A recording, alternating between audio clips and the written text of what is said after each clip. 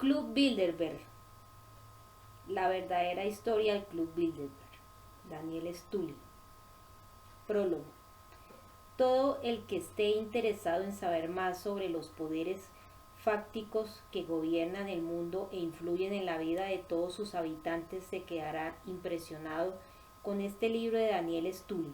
Daniel y yo hemos colaborado durante años persiguiendo a Bilderberg, la organización secreta internacional integrada por líderes políticos, financieros y corporaciones multinacionales. En mucho de lo que he escrito sobre Bilderberg durante los últimos años he usado información obtenida por Dan. Sin su ayuda, American Free Press no hubiera podido saber dónde se celebraría la reunión del Club Bilderberg en 2005. El trabajo de Daniel es más académico que el mío. Cita los hechos en toda su crudeza y acredita sus fuentes en notas. Yo improviso con lo que sé directamente de fuentes procedentes de Bilderberg y me confío al juicio de la historia que hasta ahora ha sido amable conmigo. He aprendido mucho sobre Bilderberg leyendo partes del manuscrito de Daniel antes de su publicación. Sí, después de perseguir al Club Bilderberg por toda Europa y Norteamérica durante 30 años, el libro de Daniel todavía tiene cosas que enseñarme. Puede usted apostar a que todo el mundo aprenderá cosas en él y además encontrará ese aprendizaje fascinante. Este libro le producirá reacciones que irán de la fascinación al ultraje, y en cuanto gire usted esta página comenzará un emocionante viaje por los intestinos del gobierno mundial en la sombra. Jim Tucker. Introducción. El alba de una nueva era. Esclavitud total. En este libro pretendo contar la parte de la verdad de nuestro presente y futuro próximo que nadie saca a la luz. La verdadera historia del Club Bilderberg documenta la historia despiadada de la subyugación de la población por parte de sus gobernantes. El lector asistirá al nacimiento de un estado policial global que sobrepasa la peor pesadilla de Orwell, con un gobierno invisible, omnipotente que tira de los hilos desde la sombra, que controla al gobierno de los Estados Unidos, a la Unión Europea, a la OMS, a las Naciones Unidas, al Banco Mundial, al Fondo Monetario Internacional y a cualquier otra institución similar. Todo está aquí: la historia del terrorismo promovido por los gobiernos, el actual control de la población a través de la manipulación y el miedo, y lo más espantoso de todos, los proyectos futuros del nuevo orden mundial. Sé que es cierto que las personas y las organizaciones no son ni absolutamente malas ni absolutamente buenas.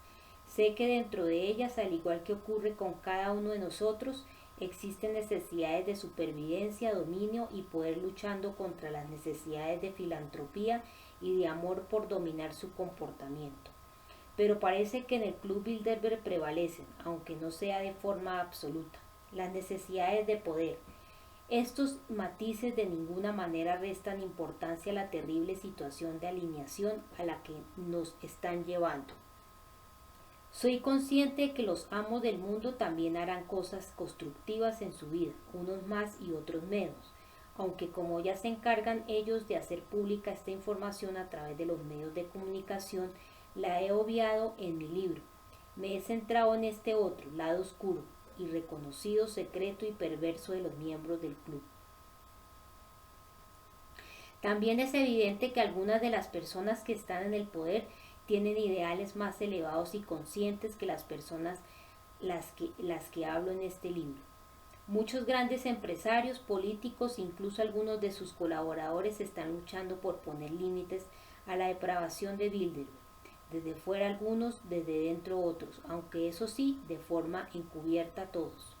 Mi agradecimiento hacia ellos pues suponen para mí una gran fuente de información y de ánimo, y la preocupación por su seguridad me impiden desvelar sus nombres en este libro. Tampoco este interés por dominar al resto del mundo es una novedad en la historia de la humanidad. Ya antes otros lo intentaron. En antiguas civilizaciones de nuestro planeta ha habido esclavitud y abusos por parte de la élite dominante. En épocas anteriores de la historia hemos visto medidas draconianas impuestas sobre las naciones, pero lo que nunca se ha visto era un ataque como este a los derechos de las personas y a la democracia. El lado oscuro del Club Bilderberg, la peor maldad a la que se haya enfrentado nunca la humanidad, está entre nosotros y usa los nuevos y amplios poderes de coacción y terror que la dictadura militar industrial global requiere para acabar con la resistencia y gobernar aquella parte del mundo que se resiste a sus intenciones. El desarrollo de las comunicaciones y la tecnología, unido al profundo conocimiento actual sobre ingeniería, manipulación de la conducta, está favoreciendo que lo que en otras épocas fueron solo intención sin consumar, hoy se estén convirtiendo en realidad. Cada nueva medida por sí sola puede parecer una aberración, aunque el conjunto de cambios que forman parte del proceso continuo en curso constituyen un movimiento hacia la esclavitud total. Durante las últimas décadas, los grandes psicólogos Freud, Skinner, Jung han sido utilizados para los fines del gobierno mundial a través de institutos como Tavistock o Stanford, organismos colaboradores del Club Bilderberg, aunque no sabemos hasta qué punto fueron estos informados de los objetivos de dominación mundial del club. Las investigaciones y ensayos sobre el comportamiento humano han ido demostrando que la dominación de este no puede provenir del castigo ni de los refuerzos negativos, sino de los refuerzos positivos. Los refuerzos negativos, si bien producen en cierta medida el comportamiento deseado por quien lo induce, van inevitablemente acompañados de sentimientos de rabia, frustración y rebeldía en las personas a las que se les aplica, y por eso ese tipo de técnicas ha caído en desuso. Los poderosos han descubierto que el refuerzo positivo es la única manera de provocar en las personas a quienes se les aplica el comportamiento deseado sin resentimiento ni rebeldía y de manera estable. El esfuerzo positivo se está aplicando al estilo de los conocidos libros Un Mundo Feliz de Aldous Huxley y Walden 2 de B. E. Skinner. Darle algo positivo a la gente cuando cumple las normas impuestas por el club, pero cerrando cualquier posibilidad de que estas normas se analicen o cuestionen. Los amos del mundo intentan hacer que la gente se siente buena y responsable cuando hace lo que ellos disponen. Durante los últimos 30 años la población se ha vuelto cada vez más obediente y sumisa. Por ejemplo, vemos últimamente cómo se está promoviendo el voluntariado, elogiando y heroificando a los que se unen a él. Aunque su fin último sea reducir el malestar provocado en la sociedad por el desempleo y así prevenir los disturbios sociales, para saber hasta dónde pueden llegar sin que la población se subleve.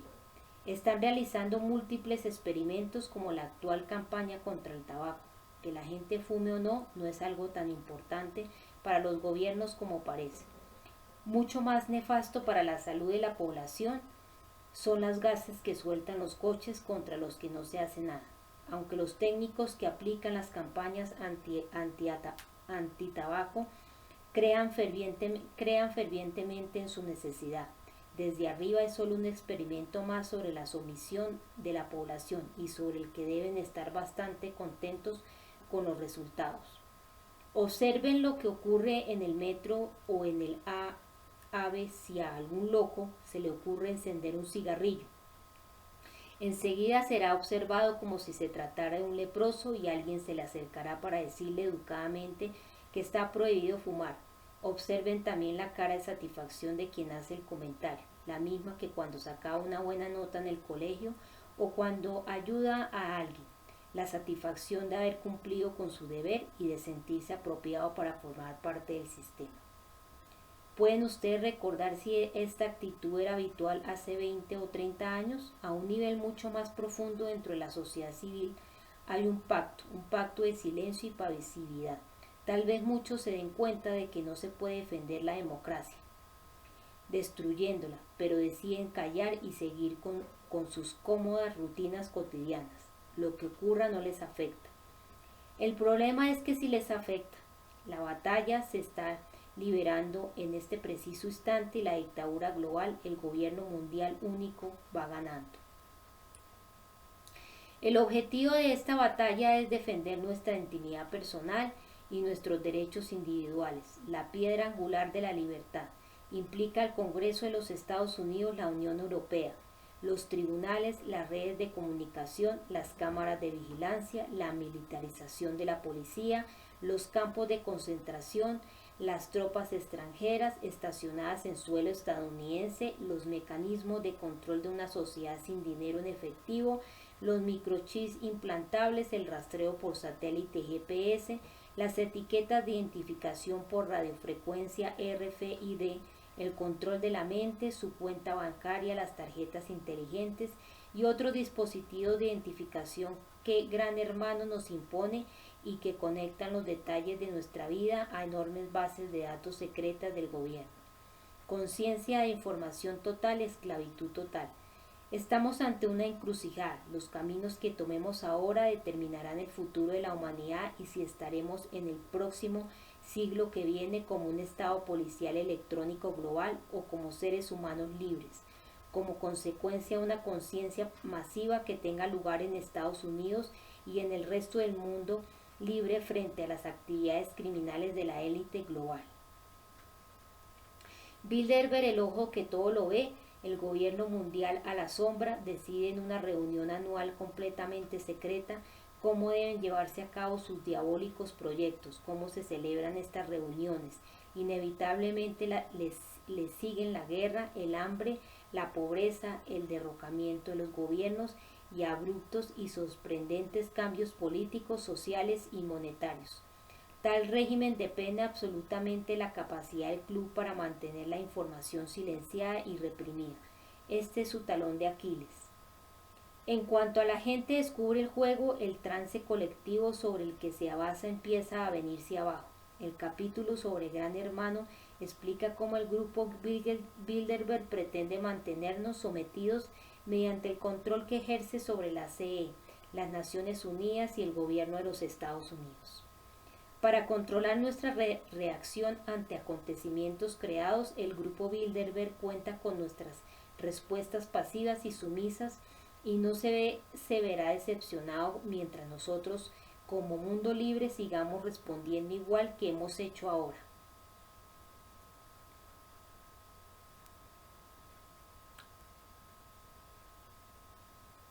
Skinner, colaborador del Instituto Tavistock, organismo a su vez colaborador del Club Bilderberg, considera incompetente a la población general para educar a sus hijos y propone como sociedad ideal aquella en la que los hijos son separados de la familia tras el nacimiento y educados por el Estado en centros en los que viven.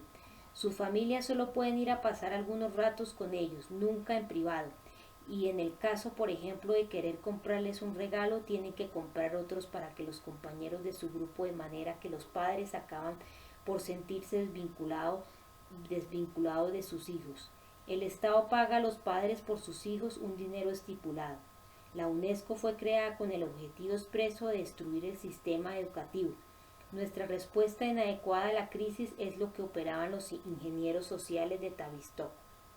Otra forma de manipulación de la conducta que utiliza el Club Bilderberg es conseguir que la gente obtenga algo que quiere a cambio de renunciar a otra cosa, principalmente la libertad. Más adelante explicó cómo va a surgir una oleada de secuestros infantiles promovidos por ellos para llevar a los padres a una situación de inseguridad y ansiedad tan terrible que ellos mismos solicitarán la implantación de microchips en los niños para tenerlos permanentemente localizados. Este es un paso más hacia la esclavitud total. La manipulación de la población se llevará a cabo a través de un flujo estable de noticias en los medios de comunicación sobre microchip y globalización. Los medios de comunicación del mundo son los vehículos simbólicos mediante los cuales el juego de oferta y demanda de bienes controla a la población. Sin embargo, no hay que esperar que la prensa libre de la voz del de alarma, los medios de comunicación mundiales forman parte de la élite globalizadora, como demuestro en el capítulo La verdadera historia del Club Bilderberg, una organización ultra secreta que sigue siendo gracias a la complicidad de la prensa mundial. En un mundo materialista en el que los exhibicionistas se dedican al periodismo y el espectáculo, ¿acaso hay alguna diferencia? Estos se autocensuran y satisfarán los opuestos intereses de sus amos. y a menudo con la astucia del esclavo conseguirán complacerlos. Hay pocas o ninguna ventaja material en la honestidad o en los principios. Las ventajas materiales lo dominan todo, punto. En este contexto, las palabras se usan no como argumentos en un debate, sino para acabar con la discusión. Y hablando de la naturaleza humana, el poder corrompe a los que no tienen y corrompe a los que procuran influir sobre los que lo tienen. Los medios de comunicación hace mucho que forman parte del mundo de las élites. La prensa libre es un mito porque es propiedad de los poderosos. Solo cuando sea propiedad de muchos ciudadanos anónimos será posible la existencia de una prensa realmente libre. Basada en nuestro derecho a saber, esta es otra cuestión oculta, el pacto de silencio por activa o por pasiva. Los periódicos importantes y las radios nacionales y las cadenas de televisión se niegan a cubrir el tema y no se atreven a hablar de él. Esa es la principal justificación de la existencia de una prensa libre. A pesar de todas sus imperfecciones manifiesta, esa es precisamente la razón por la que los dictadores, oligarcas, juntas militares, emperadores y tiranos a lo largo de la historia han procurado censurar el debate y sofocar la libre diseminación de opiniones e información. Por eso el Grupo Bilderberg, la Comisión Trilateral, la Mesa Redonda, el Consejo de Relaciones Exteriores, la Comisión Europea, las Naciones Unidas, el Fondo Monetario Internacional, FMI, el Club de Roma y cientos de organizaciones prefieren llevar a cabo sus gestiones a favor del público en privado. Los gerifaltes no quieren que sepamos lo que planean hacer con nosotros. El totalitarismo es una solución patológica a una vida insegura y atomizada, de manera que permite vender a voluntad imágenes demagógicas a poblaciones desmoralizadas. Este hecho general fue fácilmente entendido por la fuerza directriz omnipresente en organismos multinacionales como la Comisión Trilateral, el FMI, el Secreto Consejo de Relaciones Exteriores y otras entidades corporativo-financiero estatales, que forma parte de una red universal junto con el Grupo Bilderberg, que es el nodo dominante del sistema entrelazado que funcionaba antes del retorno a un futuro sin alternativa. Mantener a la mayoría de la población en un estado continuo de ansiedad interior funciona porque la gente está demasiado ocupada asegurando su propia supervivencia o luchando por ella como para colaborar en la constitución de una respuesta eficaz. La técnica del Club Bilderberg repetidamente utilizada consiste en someter a la población y llevar a la sociedad a una fuerte situación de inseguridad, angustia y terror, de manera que la gente llegue a sentirse tan desbordada que pida a gritos una solución, la que sea. Explicaré detalladamente en este libro cómo han aplicado esta técnica con las bandas callejeras, las crisis financieras, las drogas y el actual sistema educativo. No esperemos pues castigos ni agresiones claras y explícitas por parte de los amos del mundo sobre la población en general, sí, sobre personas concretas, por lo menos hasta que consigan reducir a la población hasta el nivel que ellos consideren manejable y estén seguros de no perder el control sobre ella. Su táctica por ahora es mucho más sutil y taimada, y están utilizando el conocimiento de todos los grandes cerebros del último siglo para conseguir sus objetivos, el sometimiento absoluto de la población. El Club Bilderberg está luchando por romper la fortaleza psicológica del individuo y dejarlo sin defensas. Uno de los muchos medios para conseguir este propósito está siendo la insistencia actual en potenciar el trabajo en equipo en la educación y en el ámbito laboral, de manera que la gente se acostumbre a renunciar a sus propias ideas en beneficio del grupo. Cada vez son menos los que defienden el pensamiento individualista y crítico. Estamos llegando a una situación en la que los lobos solitarios empiezan a sentirse avergonzados de su existencia. Con respecto al ámbito educativo, también es imprescindible dar a conocer que los estudios realizados por el Club Bilderberg demuestran que han conseguido bajar el coeficiente intelectual de la población gracias principalmente a la reducción de la calidad de la enseñanza planeada y ejecutada hace años por el club, aunque por supuesto, públicamente se lanza periódicamente la noticia de que el coeficiente intelectual medio está subiendo. Ellos saben que cuando menor sea el nivel intelectual de los individuos, menor es su capacidad de resistencia al sistema impuesto.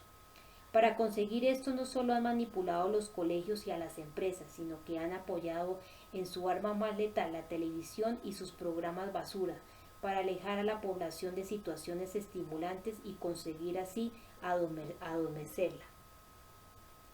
El objetivo final de esta pesadilla es un futuro que transformará la Tierra en un planeta prisión, mediante un mercado único globalizado, controlado por un gobierno mundial único, vigilado por un ejército unido mundial, regulado económicamente por un banco mundial y habitado por una población controlada mediante microchips cuyas necesidades vitales se habrán reducido al materialismo y a la supervivencia. Trabajar, comprar, procrear, dormir, todo conectado a un ordenador global que supervisará cada uno de nuestros movimientos.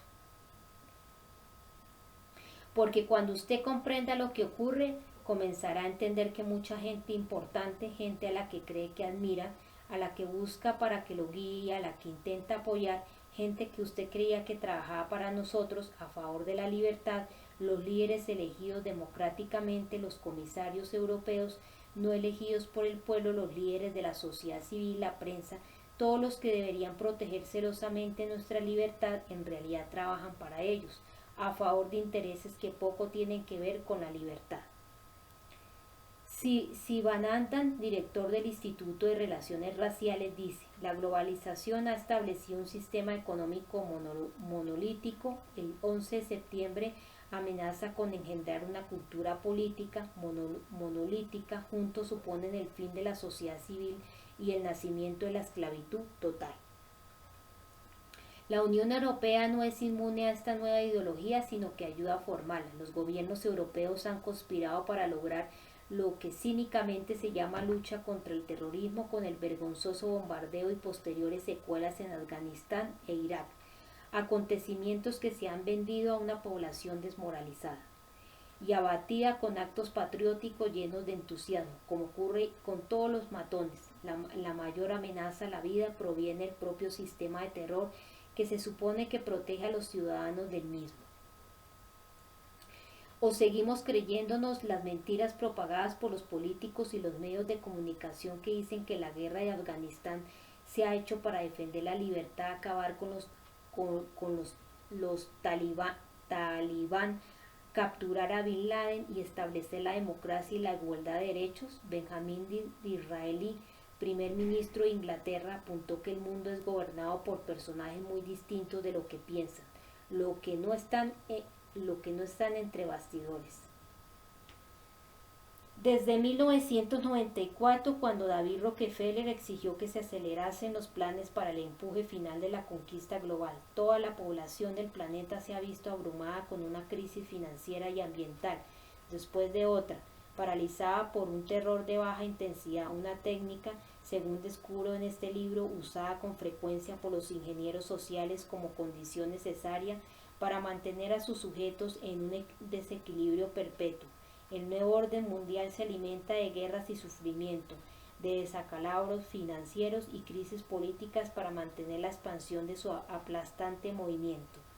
Se basa en el miedo de la gente a la libertad. Por eso, en el caso de Afganistán e Irak, apenas parece que termine la guerra, que ya se oyen voces que preguntan: ¿quién será el siguiente? Irán, Siria, China, Rusia. Las sanas son el pan nuestro de cada día. Se obtienen beneficios de las guerras grandes y de las pequeñas, orden mundial único, esclavitud total. El terror armado, en palabras del profesor John McCurdy de la Universidad Guelph de Canadá, no es lo esencial sino lo accesorio del significado del nuevo totalitarismo. Es una forma de gobierno mucho más eficaz que el terror basado en la fuerza militar, que es más directo, pero expone el sistema a otra forma de resistencia. La historia nos enseña por analogía, no por identidad. La experiencia histórica no implica quedarse en el presente y mirar hacia atrás, más bien implica mirar el pasado y volver al presente con un conocimiento más amplio y más intenso de las restricciones de nuestra perspectiva anterior. La placa 79 de los desastres de la guerra de Francisco de Gaya muestra la doncella Libertad tumbada boca arriba con el pecho descubierto. Unas figuras fantasmales juegan con el cadáver mientras unos monjes cavan su tumbo. La verdad ha muerto. Murió la verdad. ¿Cómo suena esta perspectiva? No depende de Dios. Líbranos de la nueva orden, de la nueva edad oscura prevista para nosotros. Depende de nosotros. Tenemos que llevar a cabo las acciones necesarias. Persona precavida vale por dos. Nunca encontraremos las respuestas adecuadas si no somos capaces de formular las preguntas apropiadas.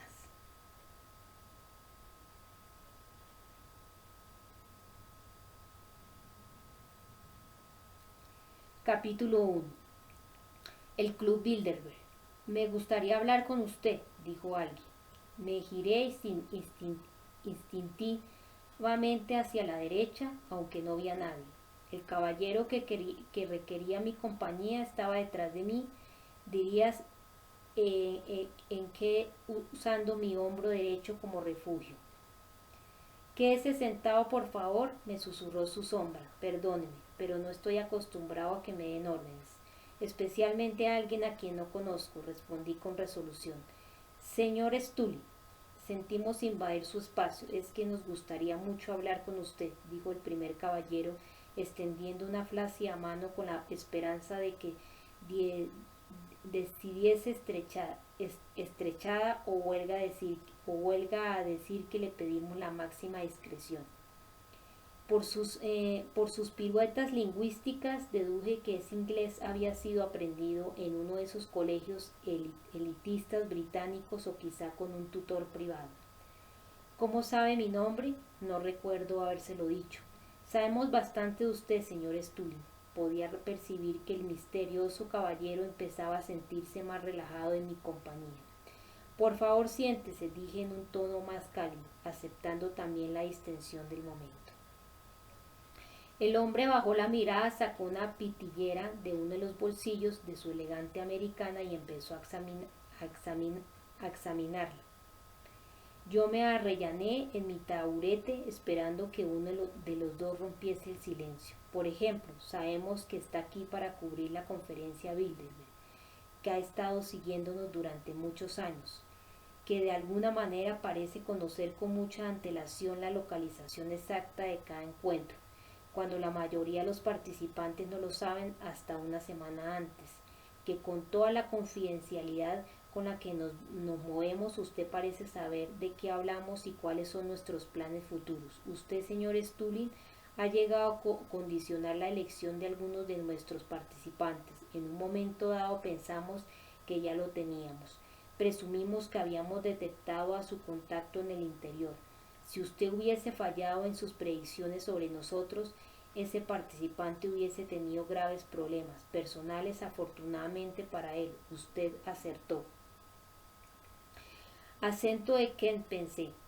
¿Cómo se entera de todo esto?, preguntó el acompañante de mi interlocutor. Eso es un secreto profesional, repliqué lacónicamente. En ese momento aproveché para fijarme en los dos tipos. El segundo tenía los hombros anchos, el cabello rubio, grueso bigote, enormes cejas arqueadas, una diminuta boca que se doblaba geométricamente para formar una sonrisa aceptable, y un temperamento nervioso. Su grueso bigote y su gorda nariz se tensaban cada vez que hablaba.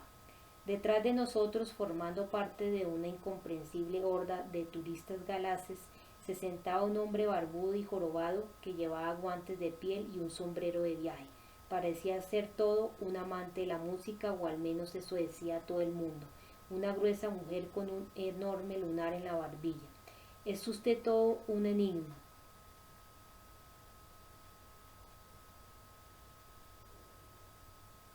Mi misterioso interlocutor cambió la posición de sus larguiruchas piernas, introdujo su mano derecha en el bolsillo del pantalón, dejando entrever una cadena de reloj que recorría parte de su chaleco, y dijo en un tono profesional: entonces dígame, ¿por qué nos sigue a todas partes? Usted no trabaja para ningún periódico conocido.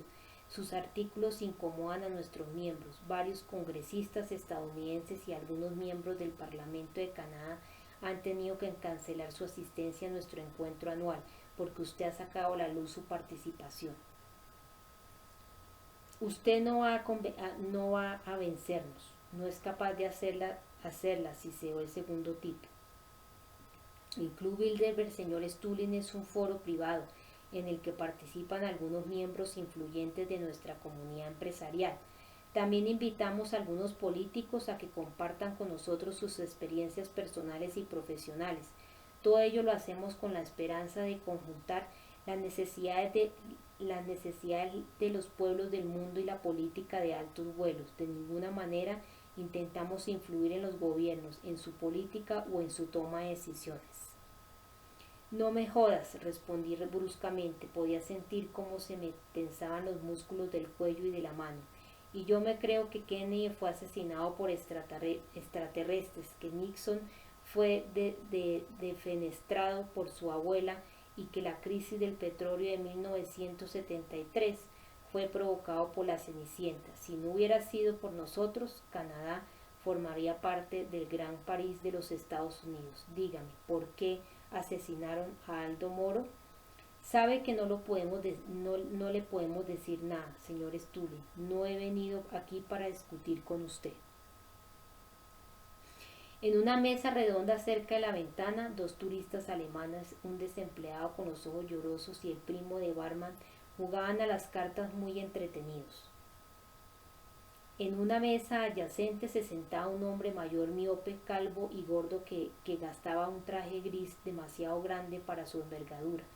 Llevaba unas enormes gafas de concha y su cara rubicunda se hallaba escondida detrás de la sombra de la que fue en otro tiempo una larga barba negra. Un bigote grisáceo, un tanto descuidado, remataba su faz. Pidió ron, rellenó su pipa y se puso a observar distraído el juego.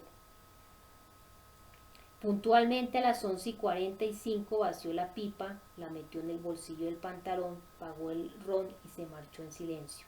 Sería mucho pedirle que mantuviese esta conversación en la más estricta confidencialidad. No suele hacer este tipo de promesas, especialmente en lo referente al Club Bilderberg.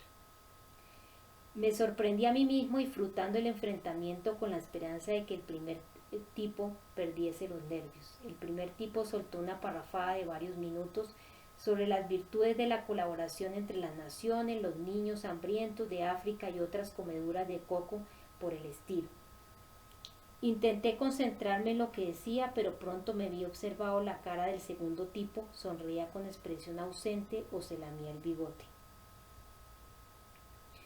Cuando la voz del primer tipo creció hasta alcanzar la resonancia de un trueno, volví a la realidad, y podemos compensarle por su tiempo perdido. Señor Stulin, ¿qué condiciones pone? Una enorme luna iluminó los árboles de la calle. Los semáforos se le unieron con su destello, se podía oír el apagado rumor de los restaurantes de las cercanías y los ladridos de algunos perros. Permanecimos los tres en silencio durante algunos minutos. Noté que al segundo tipo, apoyado en el borde de su taburete, le costaba mantenerse en silencio. Sin duda estaba intentando componer una pregunta o comentario inteligente. El primer hombre jugueteaba con su cigarrillo en actitud reflexiva. Sus ojos parecían mirar el cigarrillo, pero estaban absortos en el vacío.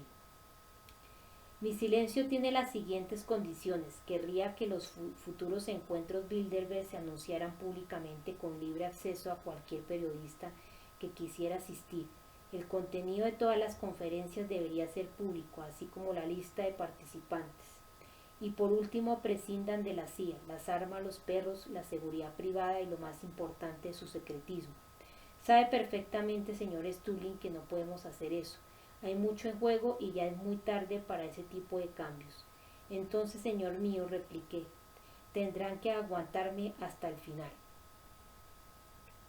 En el salón vecino un piano emitió una rápida sucesión de notas entremezcladas con el sordo sonido de voces y risas de unos niños. Un gran espejo reflejó por un momento los brillantes botones del chaleco del primer hombre. Entonces, buenas noches, señor Stulin. El primer tipo no perdió ni por un instante sus buenas maneras. En realidad era exquisito en el trato. Por eso lo habrán enviado a él, supuse. Quizá en otras circunstancias hubiésemos podido llegar a ser buenos amigos. El segundo tipo respiró profundamente y con su sombrero entre las manos siguió los pasos de su jefe. Solo quedaban en el vestíbulo del hotel dos mujeres con cara soñolienta y un viajante con la barba teñida y un chaleco de terciopelo negro sobre una camisa blanca estampada. Es extraño que se preocupen de mí, pensé. Habían sido una experiencia tremenda. Solo entonces me di cuenta de cuánto se hallaban en juego. No había sido una mera conversación entre su emisario y yo. Los dos hombres cruzaron la plaza y desaparecieron en la noche. Me había quedado mal cuerpo. Aunque mi determinación era la de siempre, ahora sabía que desde aquel momento mi vida iba a estar permanentemente en peligro. Imagínese un club donde los más importantes presidentes, primeros ministros y banqueros del mundo se mezclan entre sí, donde la realeza está presente para asegurarse de que todo el mundo se lleva bien, donde la gente poderosa responsable de empezar guerras, influir en los mercados y dictar sus órdenes a Europa entera dice lo que nunca se ha atrevido a decir en público. El libro que tiene entre las manos pretende mostrar que existe una red de sociedades secretas que planea poner la soberanía de las naciones libres bajo el yugo de una legislación internacional administrada por la Organización de las Naciones Unidas ONU. Esta red está dirigida por el más secreto de los grupos, el Club Bilderberg. La razón de que nadie quiera descubrir esta conspiración y oponerse a ella es, en palabras del periodista francés Thierry de Segonax, copresidente de la Federación de la Industria del Cine, de los medios audiovisuales y multimedia, muy sencilla. Los miembros del Club Bilderberg son demasiado poderosos y omnipresentes para desear verse expuestos de esa forma. Cualquier cambio de régimen en el mundo, cualquier intervención sobre el flujo de capitales, cualquier modificación en el estado del bienestar es plausible. Si es uno de esos encuentros, sus participantes lo incluyen en su agenda. Según Denis Healey, exministro de Defensa británico, lo que pasa en el mundo no sucede por accidente. Hay quienes se encargan de que ocurra. La mayor parte de las cuestiones nacionales o relativas al comercio están estrechamente dirigidas por los que tienen el dinero.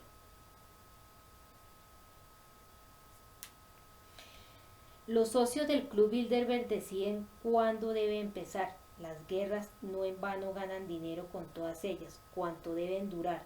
Nixon y Ford fueron defenestrados por acabar la guerra de Vietnam demasiado pronto. Cuando deben acabar, el grupo había planificado el fin de las hostilidades para 1978. Y quien debe participar, los cambios fronterizos posteriores lo deciden ellos y también quienes se deben beneficiar de la reconstrucción. Los miembros del Bilderberg poseen los bancos centrales y por lo tanto están en posición de determinar los tipos de interés, la disponibilidad del dinero, el precio del oro y qué países deben recibir qué préstamos. Simplemente moviendo dinero, los socios del Bilderberg ganan miles de millones de dólares. Su única ideología es la del dólar y su mayor pasión, el poder.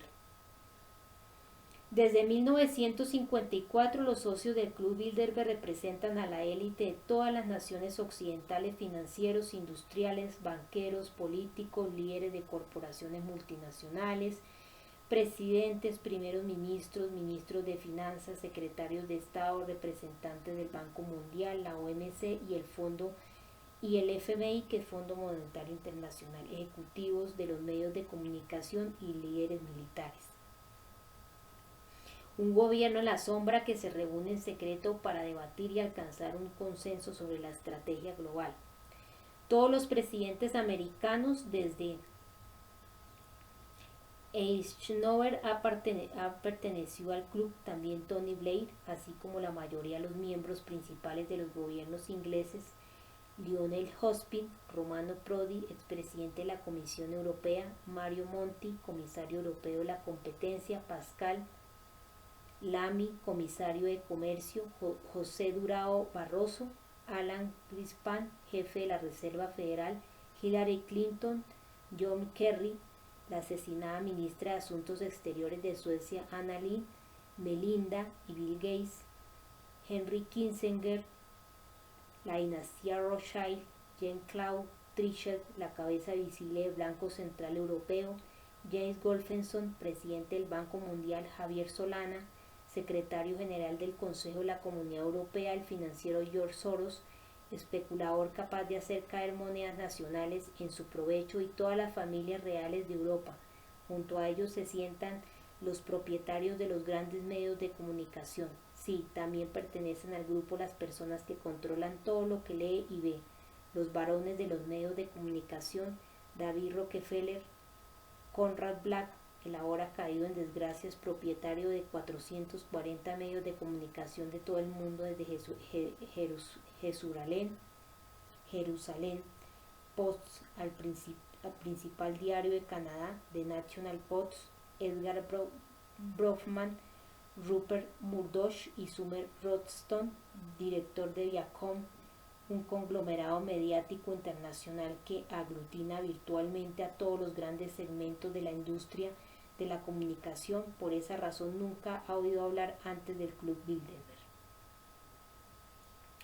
Allá donde mire, gobiernos, grandes negocios o cualquier otra institución que ejerza el poder, verá una constante: secretismo, las reuniones de la Organización para la Cooperación y el Desarrollo Económico, OCDE, del G8, de la Organización Mundial del Comercio, OMC, del Fórum Económico Mundial, de los bancos centrales, de los ministros de la Unión Europea y de la Comisión Europea, tiene siempre lugar a puerta cerrada. La única razón que puede existir para ello es que no quieran que usted ni yo sepamos que se traen entre manos. La ya clásica excusa "no es del interés general" significa realmente que no les interesa que el gran público se informe debidamente, pero además de esos encuentros supuestamente públicos, existe toda una red de cumbres privadas que desconocemos por completo. En febrero tiene lugar el Foro Económico Mundial de Davos, el G8 y el Bilderberg en abril y mayo, la Conferencia Anual del Banco Mundial, FMI, en septiembre. De todo ello emerge un curioso consenso internacional que en apariencia nadie dirige. Este consenso es la base de los comunicados económicos del G8, la plasmación práctica de los programas de ajustes de Argentina y todo lo que el presidente americano propone al Congreso. En 2004 se cumple el 50 aniversario del grupo, que se constituyó del 29 al 31 de mayo de 1954 en un hotel de la localidad holandesa de Otterberg o Bilderberg, que acabaría dándole su nombre a la sociedad. El organizador del evento fue el príncipe Bernardo de Holanda. El borrador de las actas de Bilderberg de 1989 dice: ese encuentro pionero puso de manifiesto la creciente preocupación de muchos insignes ciudadanos de ambos lados del Atlántico de que Europa Occidental y Estados Unidos no están trabajando coordinadamente en asuntos de importancia crítica. Se llegó a la conclusión de que unos debates regulares y confidenciales ayudarían a un mayor entendimiento de las complejas fuerzas que dirigían el porvenir de Occidente en el difícil periodo de la posguerra. Según el fundador, el príncipe Bernardo de Holanda, cada participante es mágicamente despojado de sus cargos al entrar en la reunión para ser un simple ciudadano de su país durante toda la duración del Congreso. Por otra parte, uno de los miembros más importantes del Club Bilderberg ha sido Joseph Ratzinger, un sacerdote jesuita y masón de grado 33. De él se dice que fue el auténtico fundador y organizador del club. Por extraño que parezca, muy pocas agencias de inteligencia han oído hablar del propio Club Bilderberg hasta hace bien poco. Lord Rothschild y Laurence Rockefeller, miembros clave de dos de las más poderosas familias del mundo, escogieron personalmente a 100 participantes procedentes de la élite mundial con el propósito secreto de cambiar Europa. En palabras de Giovanni Agnelli, el ahora fallecido presidente de Fiat, nuestro objetivo es la integración de Europa, donde los políticos han fracasado. Nosotros los industriales vamos a tener éxito. No se hace ninguna política, solo se mantiene conversaciones banales y de perogrullo. dijo el editor de London Observer Will Hutton, que participó en el encuentro en 1997. Pero el consenso al que se llega es el telón de fondo de la política que se hace en todo el mundo.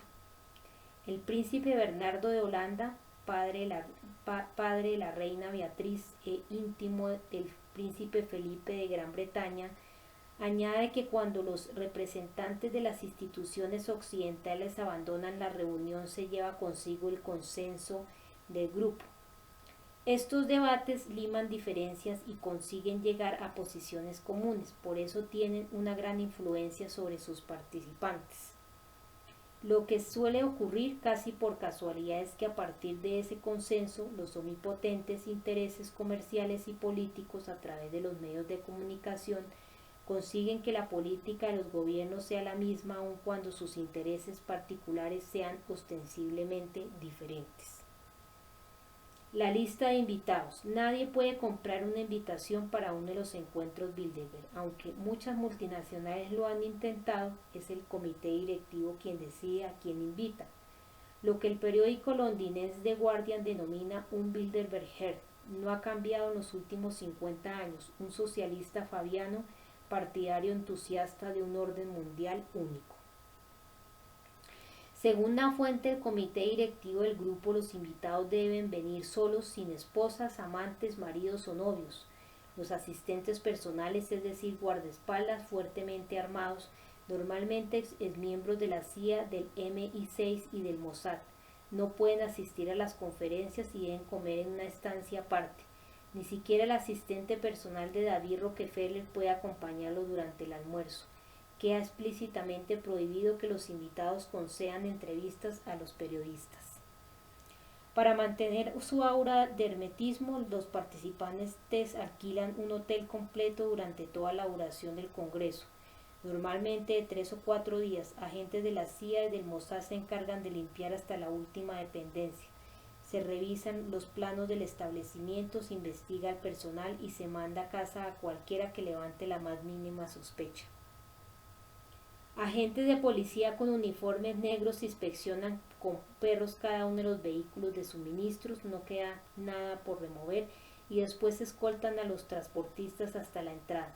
Guardias armados patrullan los bosques colindantes y gorilas con micrófonos vigilan todos los accesos. Cualquiera que se aproxime al hotel sin poseer un trozo del globo terráqueo es devuelto por donde ha venido. Bueno, acá dice, el socialismo fabiano es un movimiento de socialismo utópico de corte etilista que toma su nombre de Fabio, el general romano que se enfrentó a Aníbal y lo contuvo sin enfrentarse a él. A la espera de que llegara el momento oportuno, los socialistas fabianos proponían la expansión de las ideas socialistas a través de una paciente y progresiva instilación de la ideología socialista entre los círculos intelectuales y de poder. Seguimos. El gobierno nacional anfitrión se responsabiliza de la seguridad de los asistentes y de su entorno. Ello incluye un generoso despliegue de militares miembros de los servicios secretos, agentes de la policía local y nacional y guardias privados. Nada es demasiado para proteger la intimidad y la seguridad de los todopoderosos miembros de la élite mundial. Los asistentes no están obligados a seguir las normas y regulaciones que cualquier otro ciudadano mundial tendría que cumplir, tales como por ejemplo pasar por las aduanas o presentar visados. Como se reúnen, nadie de fuera tiene permitido acercarse al hotel. La élite lleva sus propios cocineros, camareros, teleoperadores, secretarias, limpiadoras y personal de seguridad que los atienden junto con la plantilla del hotel que ha superado el proceso de investigación previo. La conferencia de 2004, por ejemplo, tuvo lugar en el Gran Hotel de Lis Borromés en Stresa, Italia, con 174 impresionantes habitaciones decoradas al estilo Belle Époque, Impero o Magliolin, espléndidas telas y magníficas lámparas de Murano por doquier. La mayor parte de las habitaciones disponen de un balcón privado. Los baños están forrados de mármol italiano y cuentan con una lujosa bañera de hidromasaje. Se trata de suites espléndidas en las que no faltan cuadros, estatuas y todo lo que el arte pueda ofrecer. Las habitaciones las paga la organización, el grupo Bilderberg, al modesto precio de 1.200 euros por suite. La comida corre a cargo de un chef agraciado con las estrellas de la guía Michelin. Uno de los criterios a la hora de escoger el hotel es la disponibilidad de los mejores cocineros del mundo. Otro es el tamaño de la ciudad. Debe tratarse de núcleos urbanos pequeños que permitan ahuyentarse de las miradas curiosas de los habitantes de las grandes urbes. Las pequeñas ciudades tienen la ventaja adicional de que permiten la presencia de asistentes personales armados hasta los dientes sin recato. Nadie pregunta, todos los servicios, teléfono, lavandería, cocina están pagados. Un miembro del personal de Trianon Palace de Versalles me explicó que en 2003 la factura telefónica de David Rockefeller ascendió a 14.000 euros en 3 días. Según una fuente que también participó en la conferencia, no sería nada exagerado decir que uno de esos festivales globalizadores de 4 días cuestan unos 10 millones de euros, más de lo que cuesta proteger al presidente de los Estados Unidos o al Papa en uno de sus muchos viajes internacionales. Por supuesto, ni el presidente ni el Papa son tan importantes como el gobierno en la sombra que dirige el planeta. El grupo Bilderberg organiza 4 sesiones de trabajo diarias, 2 por la mañana y 2 por la tarde, excepto los sábados cuando solo hay una reunión vespertina. El sábado por la mañana, entre las 12 a las 15 horas, los miembros del grupo juegan al golf o nadan acompañados por sus asistentes personales. Hacen excursiones en reo o helicóptero. La presidencia de la mesa de trabajo sigue un orden alfabético. Rolatorio, un año. Humberto Angeli, expresidente de Fiat, se sienta al frente. Al año siguiente, Klaus Zuckingel, presidente de Deutsche Post Warnen AG y de Deutsche Telekom, ocupa su lugar. Estados Unidos es el país con más participantes debido a su tamaño. Cada país envía normalmente una delegación de 3 representantes, un industrial, un ministro o un senador y un intelectual o editor. Países pequeños como Grecia y Dinamarca disponen como máximo de 2 asientos. Las conferencias reúnen normalmente a un máximo de 130 delegados.